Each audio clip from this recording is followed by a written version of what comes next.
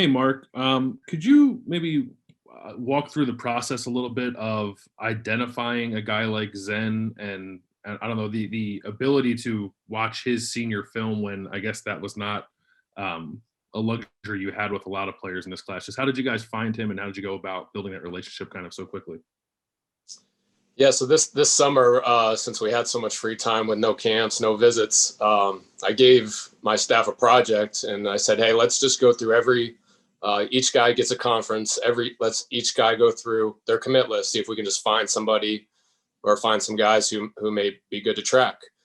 And Zane Stevens was actually the one. He had the ACC, and we had a list of guys, and Zen was one of them. And so, congrats to Zane. He discovered him, and we did our homework, found out he put on all this weight. And then the first few games, we started watching the senior film and saw what we wanted to see. And that's when we took him to Coach Stud and really got to know Zen, and everything checked out. And we're really glad we got him here. Next up, Dan Hope with 11 Warriors. Dan? Yeah, Mark, is pretty drama-free day for you guys. Just what do you think it was that you guys were able to do as a staff over the last 9 months to keep this thing together and build such a strong class without being able to have the traditional recruiting process? Yeah, so this summer or this off season, we had 2 different Zoom calls where we had the whole class on a Zoom call. One of them we had them and their parents, and we kind of did like a game show where we had a lot of fun and it was very interactive. And the second one was more serious about just sharing their experience with their team and what they were going through with all the pandemic. And it was just good to get all the guys together, see them face to face, let the guys interact amongst each other. And then they just had their group text where, they talked every day. And so on our end, we didn't have to do a ton of work. They were on it. If there was ever any sort of smoke or issue, they let us know right away, like, hey, you might want to watch this guy. But they were awesome. They handled it. They got great leadership in that group. And, we were there just to support them and do what we could. Are there any lessons you learned from this year that you think you'll now be able to apply whenever things do go back to normal?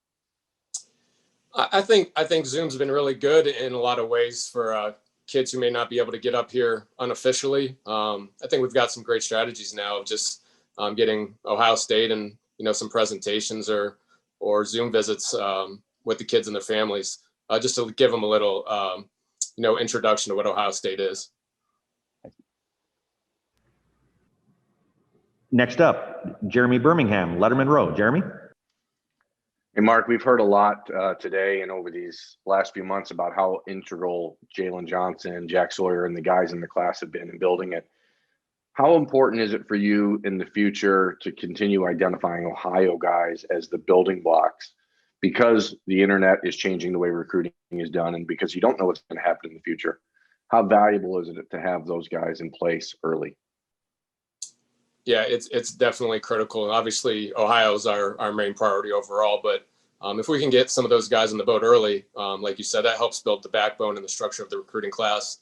That's our ultimate goal. We want the backbone of the class to be Ohio / the Midwest. And so the more guys we can get in there early, like Jack and Jalen, they help build the class. We told them, now that you guys committed, recruiting's over, you guys go build this class now. You guys be the leaders. And that's what they did. They took it head on. And then Kyle committed, and then you kind of saw that chain of events where these guys just kept adding kids in their group, and that group kept getting bigger and bigger, and it made our lives very easy because the commits and our players are our best recruiters. So obviously, with kids not being able to come on campus, it put a little bit more on our commits, and they did an awesome job. You guys only had 2 decommitments in the class of 2021. How different was the strategy as far as identifying who kids were before accepting commitments in this sort of incredible, weird time? Yeah, like Coach Day said, culture fit is the biggest thing for any kid we recruit. So before we even take a kid's commitment, we want to make sure they're a great culture fit. We don't want to deal with a lot of games being played and kid says he commits and then, a couple of weeks later he wants to go visit other schools. We try to eliminate that early on, make them understand what a commitment here means. And, it just shows the quality of kids we're recruiting. Not a lot of drama. It was an easy day, and pretty much the whole cycle was almost dramaless. So our coaches did a great job on having these kids understand what it meant to be committed and helping to recruit like we just talked about. Thanks. Hey guys, I'm sorry, but I got to keep it to just one question just because we have a lot of guys that want to ask questions. Next up, Mark Gibler, Buckeye Scoop. Hey, Mark, you've been here a little while now. Where does this Ohio class kind of stack for you of the ones you've seen since you've been at Ohio State? I think a lot of people think it's one of the better ones in recent years. Yeah, definitely a strong group. And like we said, they're all great kids from great families. Obviously Jack was, a top guy early on, but Michael Hall was one who, early on when we started recruiting him, he really didn't have many offers at all. And the more you just watched the film, the more you loved him, got to know him on campus. And, as we saw, he just blew up through the rankings, and it was well-deserved. Ben Chrisman was a guy we were on early. We had him in camp. We knew what we were getting there. Jalen, we've talked about. Sorry, who I'm forgetting. I don't have the list in front of me, but no, it's a great group.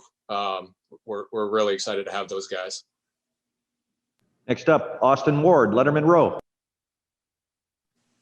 Mark, it feels like at this time last year, people were asking Tony Alford a bunch of questions about, what he could do to turn things around or get the position back rolling, and then he gets 2 of the top 5 recruits, top 10 recruits in the country at that position. I don't assume he did anything different. How did he have all that success with Travion and Evan? Yeah, he did nothing different. Tony's one of our best recruiters. He probably works as hard or harder than anybody on staff, and his greatest quality is building relationships. He's relentless. He gets everybody involved, from mom, dad, sister, brother. He's in constant communication. He's on it every day. With Trey and Evan, he did a great job explaining, early on we were going to take 2, and explaining kind of what their roles would be in this offense. And, those guys hit it off as well. Those guys, throughout the recruiting process, they were best friends. They were playing Madden every day. And so credit to them too for embracing their roles and embracing what they could do for this team. And we're glad. They're both awesome kids. They're both fast, and they're going to have great careers here. Next up, Joey Kaufman with the Columbus Dispatch. Joey? Mark, I asked the same thing to Ryan as well, but would it mean anything to you guys to sign ultimately if you guys get the chance to get the number 1 class on paper? Yeah, I heard what Ryan said, and I honestly agree with him 100%. It's not a big deal. We've had classes in the past that were 4 or 5 and probably had more NFL draft picks in the top 2 rounds than some of these other classes. So to me, the way I grade recruiting classes is how they end up. NFL being a big part, but also key contributors, starters as well. So we'll look back or look forward here in 3 or 4 years and see that's how we'll grade it. Next up, Tony Girdman, Buckeye Scoop. Mark, for the guys who haven't been on campus, how difficult is it to explain the culture, show the culture, put the culture on display so that they really understand it? Yeah, it's a great question that unfortunately it wasn't really able to do. But I think what the kids saw, if they got added into this group chat, was the quality of kids that we had committed, and I think they can sense that. What their makeup was, that they're hungry, they want to win, and they're just great. They're great kids, great people, great students. And Coach Hartline makes a great point throughout these virtual times. He always said that you could see a commercial for like a luxury car or sports car, and that's kind of what like the Zoom visit was. You'd see this great car, but you never really know until you test drive it, get it, sit in that seat and drive it. And a lot of these kids didn't get to test drive the vehicle. They just they saw the commercial for it, but it just shows that the power of the brand of Ohio State as well. This place isn't, there's not a lot to sell because it's great in everything it means, and the kids know that, they see that, so that helps as well. Next up, Zach Carpenter, 11 Warriors. Hey, Mark, asked Ryan this too. Some of these guys come in with just huge goals for their freshman year. Do you have to go through any sort of process of maybe resetting their expectations for their first year on campus?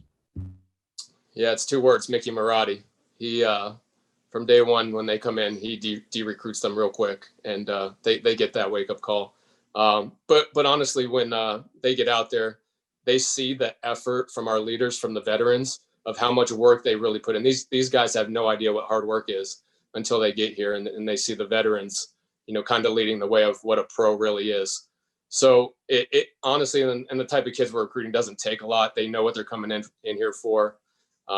Great example, Julian Fleming, #1 player in the country last year. He just came in and went to work, never complained. There was no issue. Same with Paris Johnson. Those guys didn't say a word. They knew their role. They wanted to be great, and they just followed the leaders of that unit. So that's the type of kids we want. They're going to work hard, but heck, we're going to play the best players. So don't be afraid to come try to take someone's spot either. Next up, Spencer Holbrook, Letterman Row. Mark, you guys couldn't have people on campus for nearly a year now, and usually you're trying to figure out how guys are going to travel here, how to get them on campus and things, and that just couldn't happen this year. But when you see a group of guys get together for the Buckeye Bash, as they coined it, I know you guys didn't have anything to do with that, but when you see them get together for that event, like, what does that mean to you guys in the building to see that that's going on, even with like, you guys can't have an impact on that? Yeah, it just shows, with Jack Boyer and his family to put that together, and just the leadership, and, they're great people. And, it was exciting for a lot of these guys, like Trey. He had never been into Columbus, so that was his first time here, and having Jack, local, to show him around, and a lot of the other guys that came up for that weekend. So credit to the Sawyers for being great leaders, and, putting that all together for us, or not for us, but for the class. Stephen Means, Cleveland.com. Hey, Mark, when you guys have this much early success in the class, like you've had the last 2 cycles, do you see that, show itself in the next cycle? And also, how have you seen maybe the way Jack kind of, went about things after he committed, maybe show up in future commitments you guys have? Yeah, we try to keep the momentum going. Obviously this class is now signed, and, if we have to fill a couple more spots here in February, we will. But, a lot of the focus now is back on the 22, and we want to keep that momentum going. We've got a great start right now, great class going, and we already have leaders being developed in that class that are doing an amazing job. Again, building another group text and being in touch with all the top players in the country. So they understand what leadership is, and those guys are doing a great job. So we just want to keep that momentum going. Next up, Bill Rabinowitz, the Columbus Dispatch. Bill? Yeah, Mark, obviously the bulk of the classes signed today or committed, sent their letters of intent today. There's still a couple players out there, I'm sure, that you still are pursuing. What is the likelihood that this class will get significantly better, especially with a certain lineman in the far Northwest? Well, we're just, we're going to see after the season here if we have any attrition coming up, and if we need a plug in, with some high school kids that aren't signed yet, or looking in the portal, or once this one-time transfer rule gets passed, if there's great players out there that culture fits and may fit a need, we're definitely going to look into different options. Next up, Doug Lesmerises, Cleveland.com. Doug? Mark, you've been doing this a long time. You guys are getting it done after the coaching change from Urban to Ryan. Like, what at this point, what would derail your recruiting efforts? Why won't you bring in classes like this from now until you retire? The head coach always drives the train, and my job is just to help them and help the coaches make their lives easier. Obviously during the season, right now they're game planning to try to help get a ring. Winning is a great recipe for recruiting. The more we win, the better it goes. So as long as we keep bringing in, great kids that understand the culture, I think we're going to have a lot of success. Folks, we have time for just a couple more questions. Next up, Brendan Goulet, Buckeyes Now on Sports Illustrated. Brendan? Hi, Mark. Congratulations on a big day.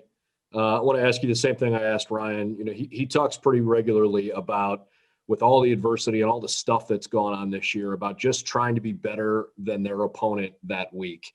And when it comes to recruiting, your opponent is much more broad than just one team. You're competing against everybody. But you guys have been able to put together such an impressive class here with truly some of the best players in the country. What made this effort so successful nationally? You guys have always recruited well in your footprint, but you've got guys coming from all over the country. How did you pull that, together this year? Again, I think the brand of Ohio State is so powerful. I think the kids understand it. I think having the national exposure on TV, they're able to see us play. And, obviously we've had a lot of talented players over the last couple of years who have been very successful here and now in the NFL.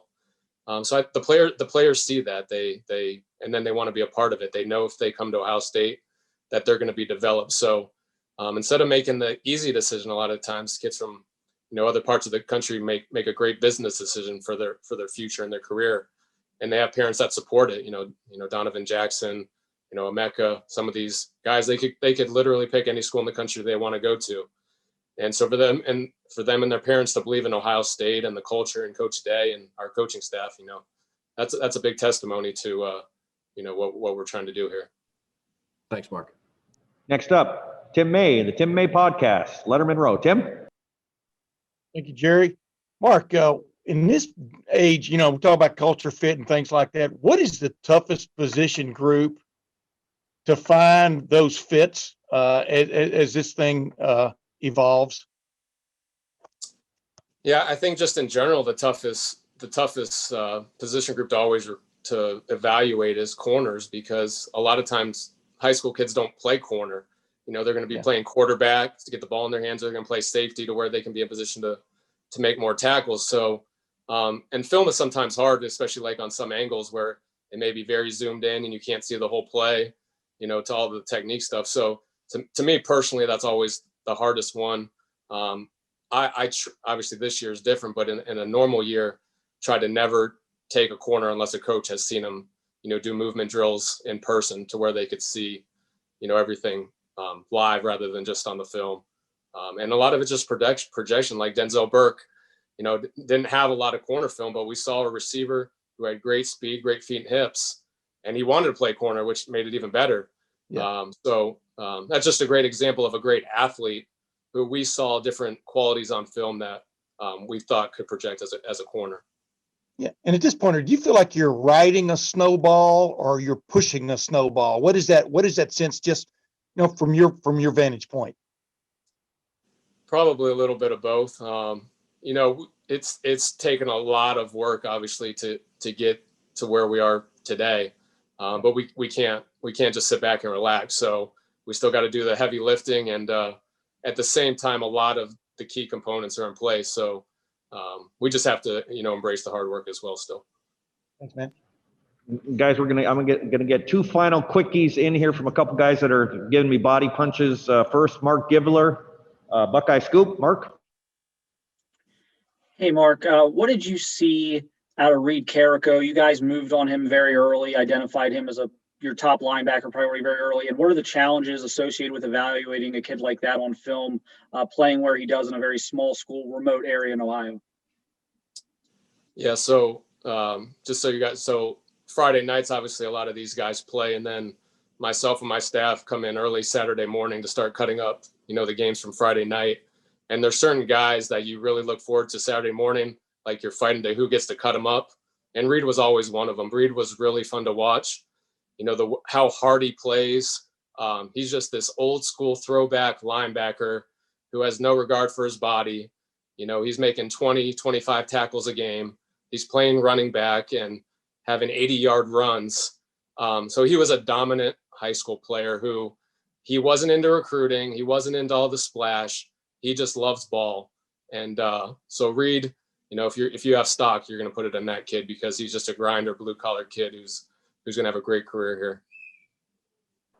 And final questions for Mark today on this signing day comes from Jeremy Birmingham, Letterman Row. Jeremy?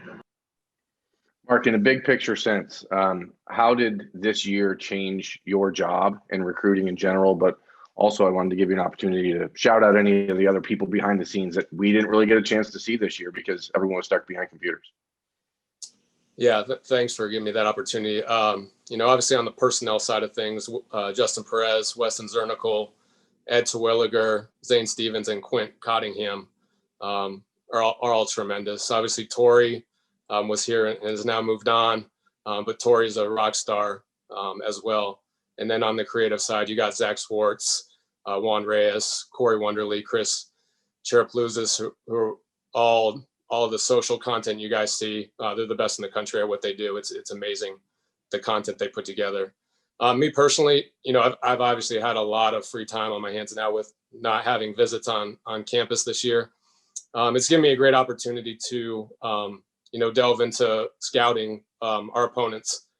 So I'll put together scouting reports each week for, the coaches, and just a lot of them, they're focused on scheme driven stuff. So I can at least help them, give them a unique perspective on like, hey, here's the strengths and weaknesses of the guys that we're about to play. And it's given me really good perspective too on how we compare to other teams in the conference and looking at other top programs. And I've enjoyed that as well. And it's going to have to happen. It's going to be a full-time job.